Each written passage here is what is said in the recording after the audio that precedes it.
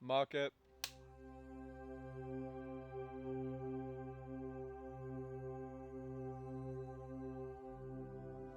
I describe it as an emotional journey between a father and son and the borders between their different worldviews. I would see it as definitely a coming together of progressive and traditional views of masculinity to kind of create something that's both positive but also empowering for the male audience. Very adventurous, very outgoing and risky, I think, but also very rewarding. I guess adventurous is definitely one, and finding bonds between a father and a son is what people always look for, you know.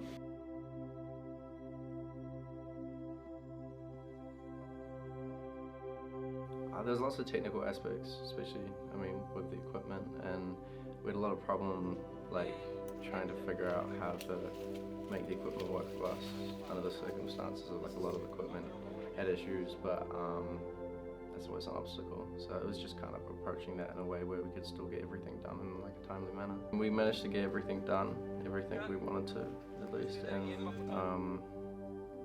I'd say the results should show that, so we'll see. Main challenges as a soundie was definitely the wind gusting around. Surprisingly, not the water of the stream. It was always just the wind and maybe a couple crew members. Well, I survived. That's all I can say. But other than that, everything was running as smooth as water, man. A lot of my role had to do with continuity kind of thing, so I guess that was sort of the main challenge to figure out throughout the whole production, especially filming sequences out of order, so that was probably the main thing to keep track of. Getting to bond with people was really nice experience, but the organisation was definitely a bit of a struggle, as it always is. I think this film for me, a lot of it was learning how and what goes into kind of producing, co-producing, being a first AD was quite hard for me to do. It's because I've done bits of it here and there, but never had it as the main role. Definitely had to kind of almost rewire my brain for it, which definitely took a lot of energy for me.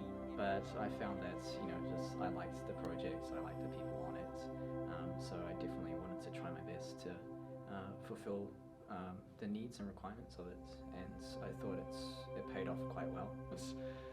It's about a father-son relationship, and that kind of pivotal point in your life as you're moving from high school to university and figuring out whether you go on your own or you leave the nest, essentially.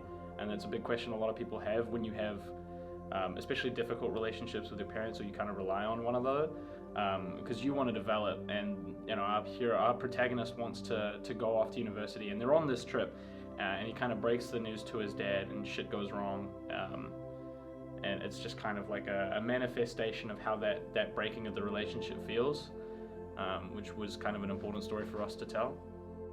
For me, I think father-son relationship is very dear to me and very important. So this story is, it's relatable and it's nice.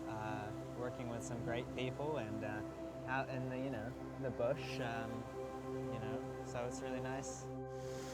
I think this film appeals to a lot of people.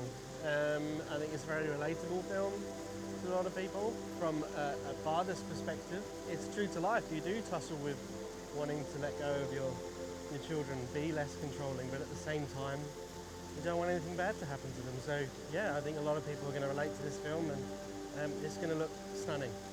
It's going to look great. It kind of approaches a topic that people don't usually approach, as far as in a New Zealand aspect.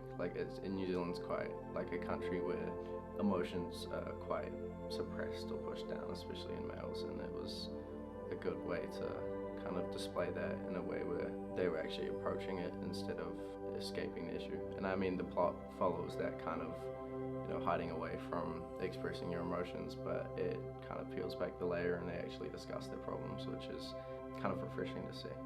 I think as someone that created this film and having the intention of creating it for a specific audience. In our particular case, it would probably be young people with their parents, particularly their fathers, because we've often seen this in the news with this idea of toxic masculinity being in the news all the time, but no one really knows what toxic masculinity looks like, and so it's important to realise the negative or toxic points of view both in progressive ideals versus traditional ideals, in the way of not being able to show emotion or not being able to kind of stand up for yourself because out of being afraid of being aggressive or hostile. It's definitely a mixture of both that creates someone that's a benefit to society, and that's something I think we've forgotten.